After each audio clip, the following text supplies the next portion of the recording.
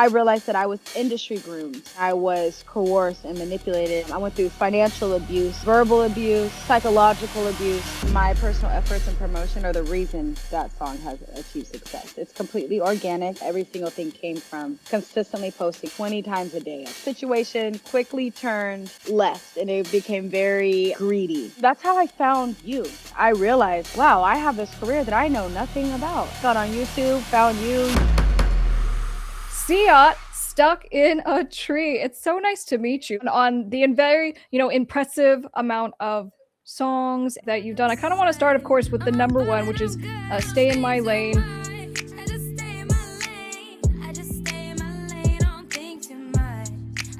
And, I really, as we were, researching all the great things you do, you are super great at social media and promotion. Thank you. So I actually want to start with that because I think that Okay. people do not spend enough time promoting and understanding how important it is. Would you say that your personal efforts and promotion have helped that song to achieve its success? I would say that my personal efforts and promotion are the reason that song has achieved success. It's completely organic. We didn't pay for ads. We didn't pay for any type of placements, any syncing, nothing like that. Not even paid for a repost or a follow. Every single thing came from consistently posting on TikTok, and Instagram, but TikTok specifically was the main focus. And I would post 20 times a day at the time. Not gonna lie. It was a lot, a lot. I was going to say on the how much does it take? Well, if you're doing 20 a day, is that even sustainable? So how long did you do that for in promoting the song? Yeah.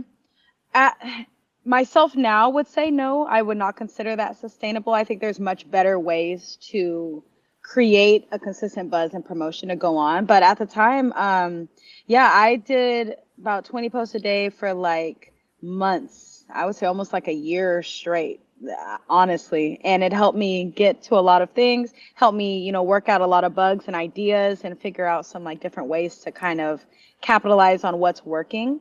But for a long-term thing, I wouldn't recommend it. You can get burnt out very easily unless you just have so much stocked up, really, really good content. Then yes. Let's say someone's watching this and they have their new song coming out and they're like, no, I'm going to do the 20 posts a day. Of course, what do you post 20 times? What type of content were you doing? So at first it started out with me vibing to the music, making little skits based off of the lyrics. So the lyrics, obviously, your energy been telling me, it's very conversational. So it was easy for me to make skits as if I'm talking to another person.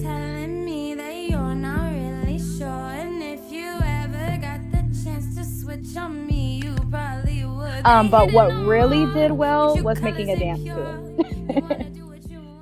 Yeah. Was this a dance that then got replicated? It went viral? What was it about the dance that did well? What we ended up doing was first I did a little groove dance, something that you can do on TikTok, and that did really well. But then later I had gotten a choreographer to make an actual dance for the music video for the song specifically. And then we did a dance challenge. But I collaborated with the dancer. And she's a choreographer out in Atlanta. Her name is Deja Carter. She's amazing. She's choreographed some of the biggest names you can think of.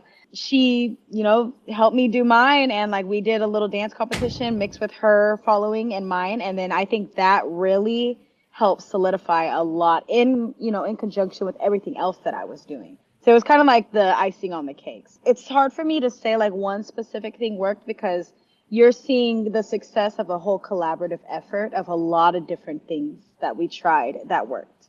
And here's the thing. You are a businesswoman, okay? You are the boss of your music career, and you end up being the boss whether you like it or not. We're going to talk about some situations that you've had to deal with. You learn, you grow, you get better. So in the same kind of way of just being you're the boss of the marketing aspect and making sure that if you believe in your art, which you absolutely should, right? Yeah. That you work to make sure that it reaches the right people. So, do you think that was a one-time fluke or have you been able to recreate it? And what would your feedback be for creators who all run into the same issue, which is, I don't know what to post. It's not, I post and then it kind of flops.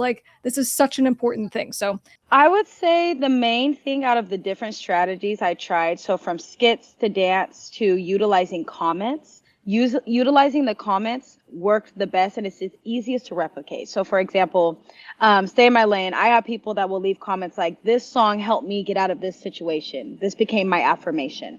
And then I would take that comment and I would make a video around like the power of music or what you listen to, why it's important. So pretty much taking what someone says and then backing behind it. I think that is one of the easiest things to replicate. And I think it's one of the most sustainable things. And word of mouth is the best promotion, in my opinion. It's one of the best ways to like receive feedback, receive community, and just kind of help you get a better understanding of what it is you are creating. So I ended up creating affirmational music that helps people pull themselves out of dark places.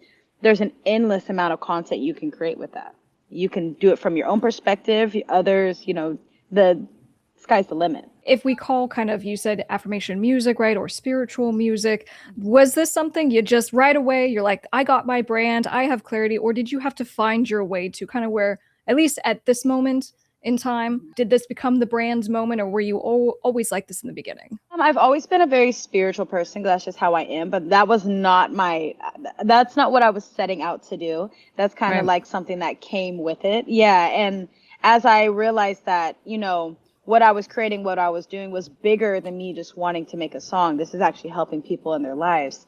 That's when I started to make the pivotal change where I'm like, okay, I should really key things into my fan base and what it is they are telling me that they need, want, or desire from my music, and vice versa. So on a marketing business level, I saw it from, okay, I have a solution for people through my music, through, creating. I love it so much. And look, this actually, you're such the perfect example, because in marketing, I go, look, if you can think about your fans and you go, how can I help my fans or my followers to feel good through my music? How can I make this for them? You don't think about yourself anymore, because we get so hung up. How do I look in the video? Is this going to do well, right? And so by shifting, which is kind of what you just said, you go, now I was making content, right, to help my followers. And did you feel like that kind of freed you? In a way, it did kind of free me, but I also felt like, oh my gosh, I have a responsibility to people, because now people are using me as a portal or an outlet from their stressful days. In a way, it's more freeing in the sense of I don't have to constantly think of content ideas, but then the pressure came a little bit more, because now it's like, okay, there's a blueprint that I almost need to follow in a way and keep up with. So yes and no, I would say.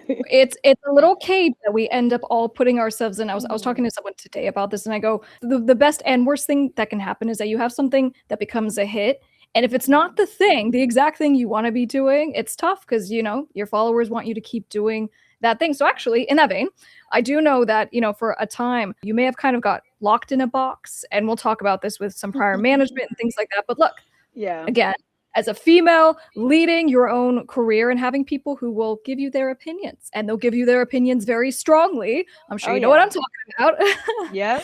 Yep. I think on you just getting that confidence. Talk to me about that. Have you been a super confident person since the beginning, or did you have to develop this? It's so odd, because yes, I've always been a very, very confident person. And to go from being such a sure of yourself, confident, big personality person to getting humbled in a way that's unnecessary, and then having to rebuild that up again and be like, wait, no, I do know what I'm doing because I did it. Like, it's almost like mind boggling. So it's funny, because I was the most confident with the least information when I first started, which I think is pretty common, right?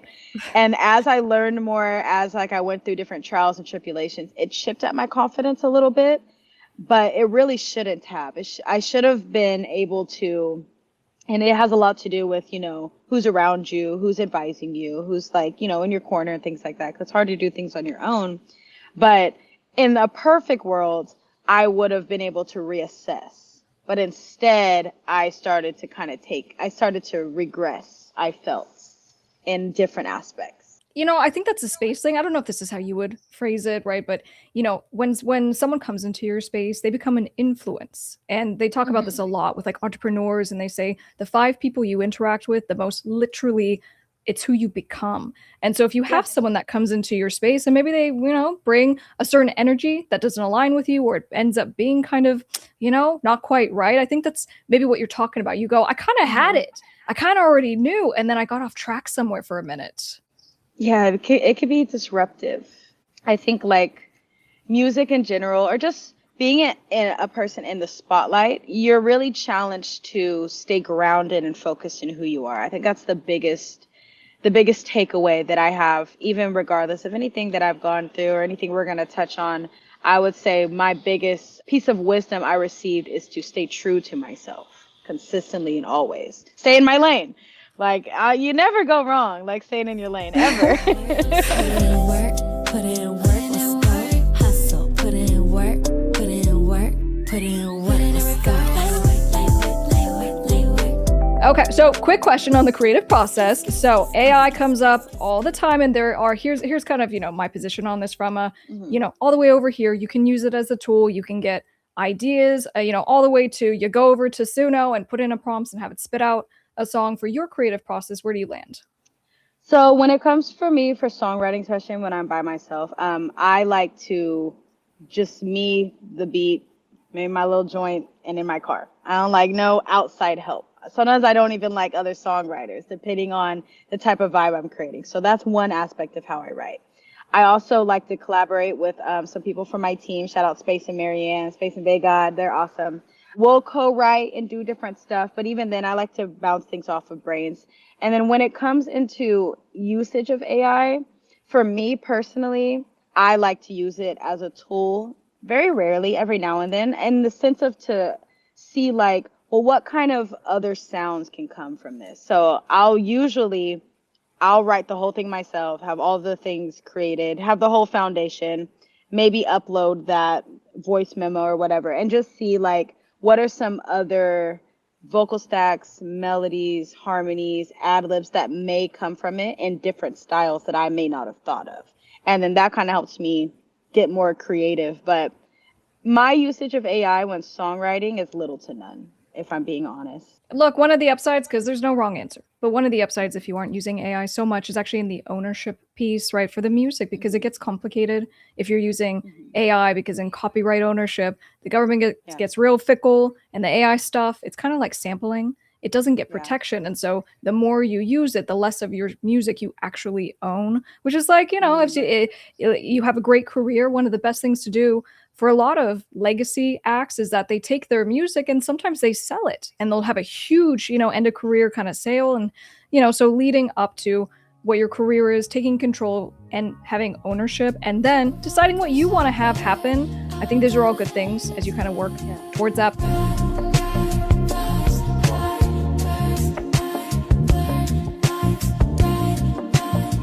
My understanding is that you do have some people in your circle, creative business, that are kind of helping you out. So talk to me about kind of your team. Yes, so right now I work very closely with Space and Begod. So Space, he's a producer out in Sacramento, California. He used to be part of like an underground rap group, The Cuff. So very cool. Producer, my OG, helps keep me up to date with new sounds. Also, it's like a historian. Begod, she creates a lot of my visuals, helps me with any photography, videography. She also is a producer and a phenomenal songwriter. I have my girl Katie, who she helps me kind of like structure my business plan. So like when I decide to move into more of like an influencer realm, like promotion, different things, like what tiers would that land me in for what services I could give. I'm using like my platform and things like that. And then I have another girl, Vanessa, who I'm very close with. Her company is called Cloud9 Studios, and she is like an experimental marketing in the cannabis world, wellness, and music, and kind of plugs me in with really cool companies and startup companies, or like other people I can like collaborate with. So those are like my four main people right now. But in the realm of building the team, again, who you bring into your team is very important. But this is probably one of the biggest mistakes that creatives make, is that they really want help, right? They want a manager, an agent, like whoever. And so they take whoever. And that whoever sometimes might be a family member, it will be a close friend, it will be a significant other. And sometimes it just doesn't work out. And in fact, my understanding is you had a similar situation with someone who ended up becoming all the things. And I think this started as a producer, right? And then progressed into a manager, and just this can get real tricky. So what happened? Hindsight is 2020, right? It always is. Years back, when I very first started music, didn't know nothing, didn't have any information, anything. I had found a producer online. Everything was awesome. I was able to get beats sent to me. It was great. Like I was enjoying it. Everything was wonderful.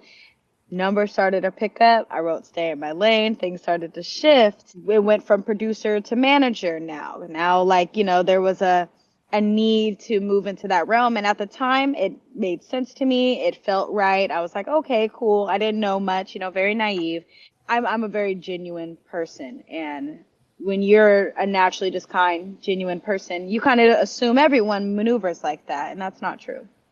So a lot of rude awakenings for me, which is I look back now and I'm really grateful for them because it could have been a lot worse. But yeah, my situation quickly turned left and it became very, not so much about the art and more very greedy, I would say. I feel like that's the best way to put it. I was gonna say, look, this is always very complicated, but one of the things is usually having to do with control because people get involved, they get invested, they get very invested, and so then they want to have a say. You give them a say, you know what I mean? So was that a part of this on just it became less about what you have to say, and now you're just kind of managing expectations?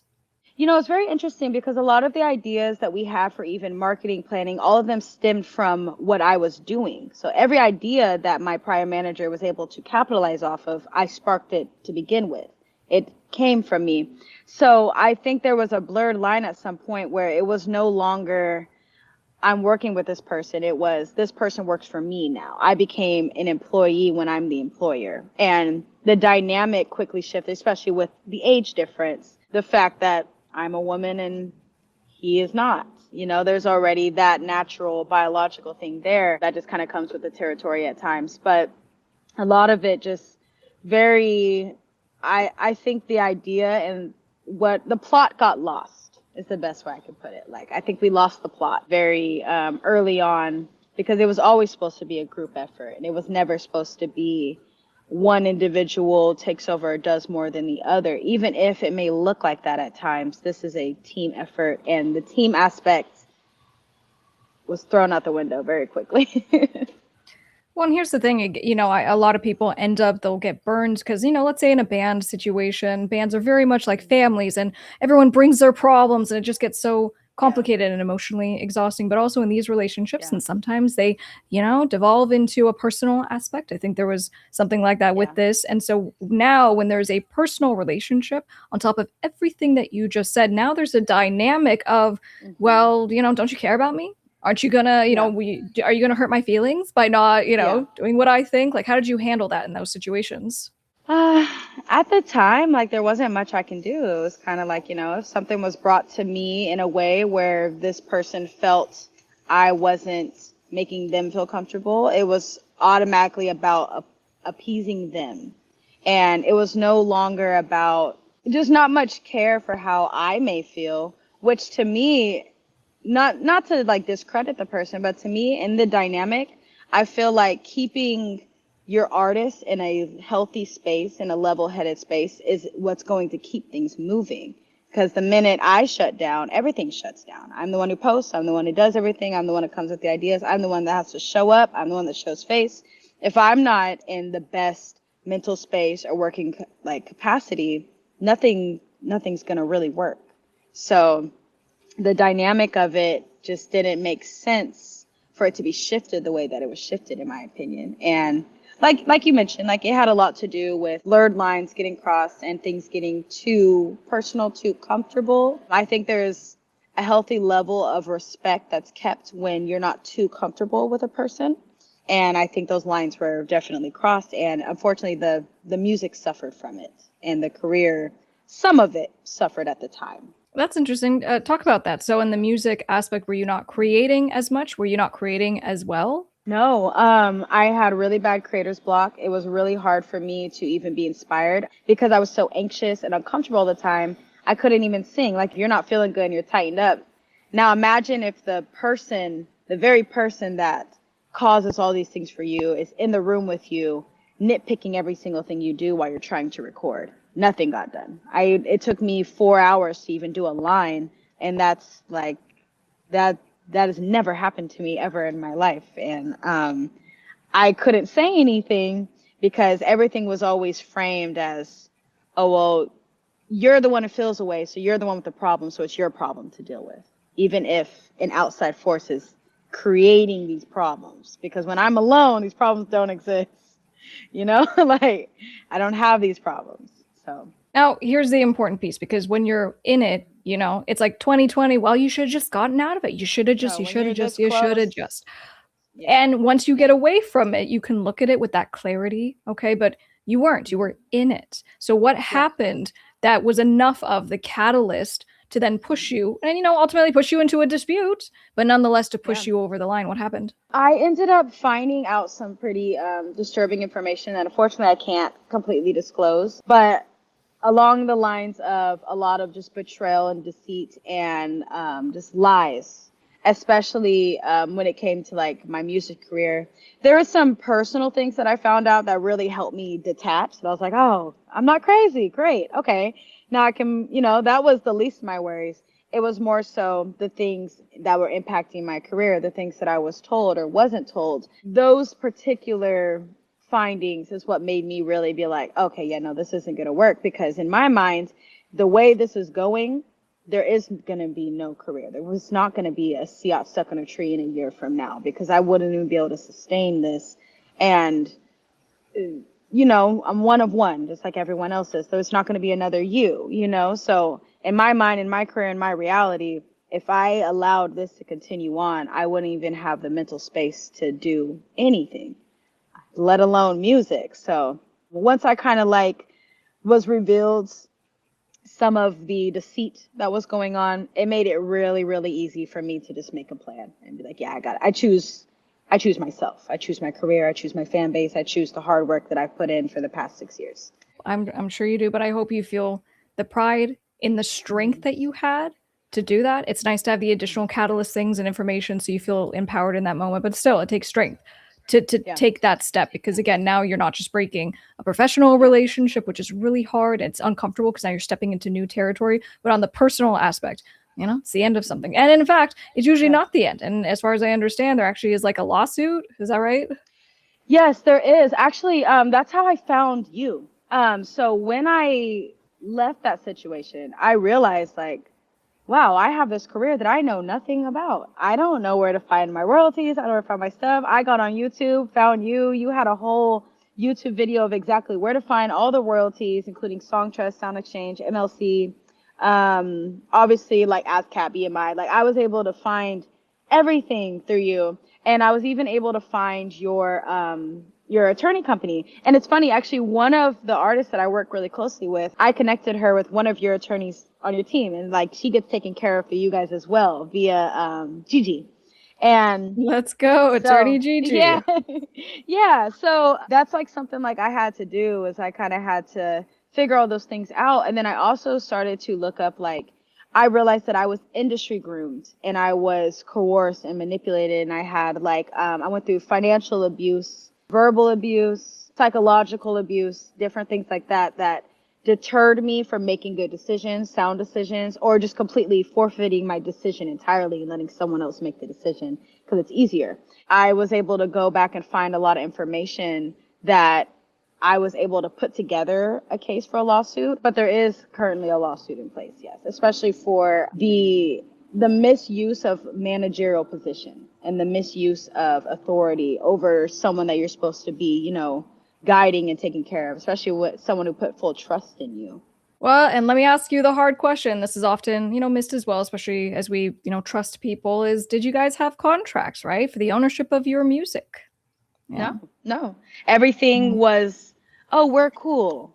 We're a team. We're good. Trust. Yeah. Like there was no speaks of contracts, nothing written, nothing put down. Everything was understood as 50-50. But if you look at the nature of the situation, when you're being financially, taken advantage of, nothing's 50-50. Everything that comes in, regardless if it's in my name or not, it's not for me to use at my own leisure. It's for them to use through me, if that makes sense. Yeah, and I'll tell you what, one thing I'm gonna set you up with is a contractor agreement. This is like the most important thing for you. Again, business person running your own career. Anytime you hire someone to design your website and your logo and your cover art and, you know, help you with your music and produce it, you should always own everything. Guess what? They sign that contract up front. It says, I'm hiring you. We're going to split royalties. I'm going to pay you this money. Like whatever it is, you own it. And that's where you just need to kind of, if you don't already, because you probably do, but if you don't already, that's how you have to run things. Because sometimes people get a little squeamish about contracts, but you come into the room and you go, this is how I run my business. If you're not cool with this, fine, bye. But like, that's a huge shift that can save you so much headaches later on, because then you're just real clear up front, you know? That would be extremely helpful. Thank you. You got to throw down the paper and then be like, I'm calling Krystle. All right. Yeah. Okay. Look, in creative risks, that is one thing that I want to talk about, because we talked about social media, team, you know, but in other risks that you feel, is there one that you can think of where you're like, I was proud of myself for taking that risk. You know, it was cringe. I tried it. Does anything come to mind? Man, so many things actually. I would say one of like the biggest risks that I was proud of myself was actually exposing my manager and telling what I went through to my fan base, because to them it just looked like, oh, she's not posting as much. It just looks like I fell off in a way, you know? But the truth is I've been going through some ridiculously hard stuff and still trying to show up. And like a lot of my fan bases don't know that while I'm sitting here posting and they're being healed, I'm drowning, right? So one of the biggest risks I took was sharing my story and sharing what I went through and being very just open and vulnerable with the whole situation. Because of my prior manager, a lot of people know who he is. Like, it wasn't a secret, you know, like he's tagged in the beats, you know, he's right there. So a lot of people knew who I was talking about, and a lot of the people and like the support I received shocked me almost, because I underestimated how much my fan base paid attention to me and how much they cared. So that was my biggest risk, I think, that I've taken. Like, I don't consider social media or, you know, exposure therapy or anything like those risks per se. Those are more character development. But to actually share intimate, vulnerable, legality things of my career and what I've been going through, especially someone who's never spoken on it, that's a big risk. So.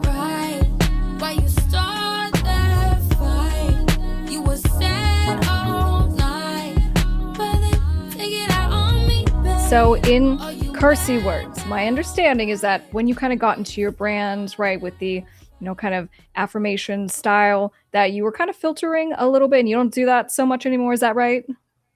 Oh my gosh, yeah. So, you know, the spiritual community, spirituality is actually supposed to be a very sacred practice. But as we can see, it's become very commercialized, right? Like, people are just saying whatever and calling it a spiritual song and all these different things. And when I was, like I said, when I first started making music, I didn't make music with the intention of, I'm going to make spiritual music. I'm a spiritual person. So naturally, my personality is going to come through the music. That's how music works.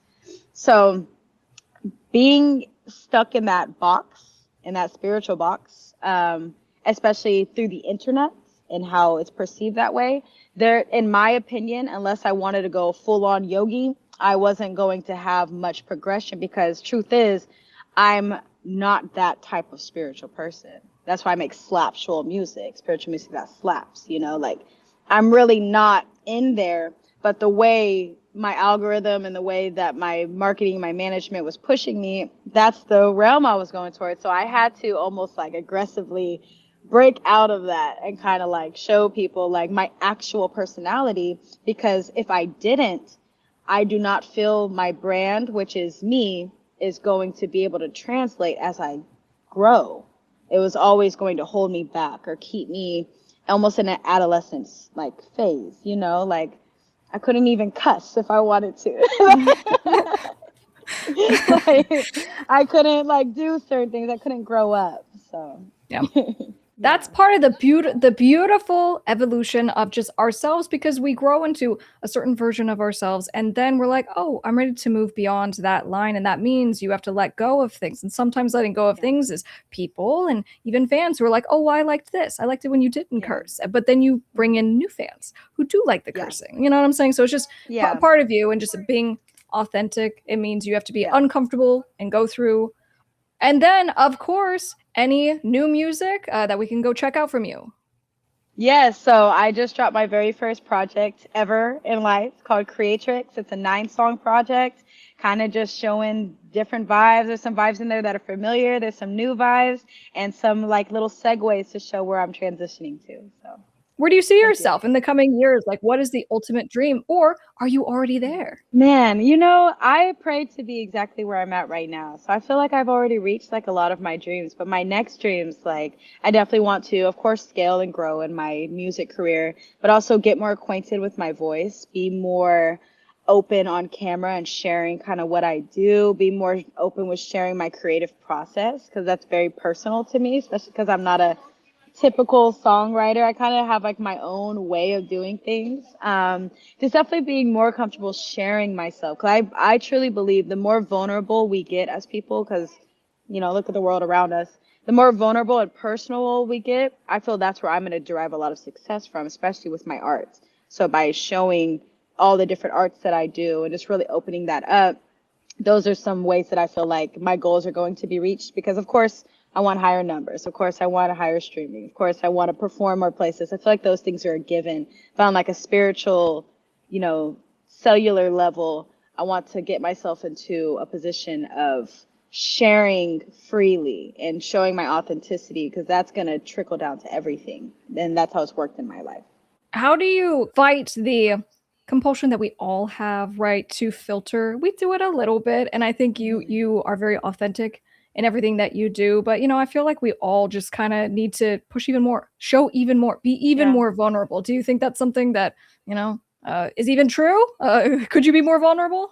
It's all predicated on what type of vulnerability you're willing to share. But for in my case, like, Mm. yeah, I do feel like I can be more vulnerable. I do feel like I can share more things in my life, especially with the platform that I've created. It would be wise for me to. And the type of fan base that I have, they tell me their deepest, darkest secrets and share with me their intimate moments of not feeling their best, or, you know, what they're going through. So it's like, who am I to think that people from that have never met me before know me and feel comfortable with me? Why wouldn't I feel comfortable to share just my artistry, the things that already make them excited and bring them joy, you know? So I try to think about things in that way, like, who am I to feel like I'm so secretive, you know? Like, or that I'm not worthy of sharing my gifts.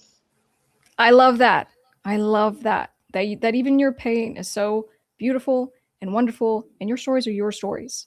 And so you absolutely should. And the truth, and you found this, you know, whether you were nervous about it the first time or not, but you know, have said that you have found that, you know, it in fact is a gift. And you've connected with people, and I'm sure they have shared their stories with you, and they have brought value to your life because they have shared their stories back to you. Absolutely. Yeah. Yeah. 1000%. Every piece of me is pleading for more. I could feel it down to the core. Gotta make it through this storm.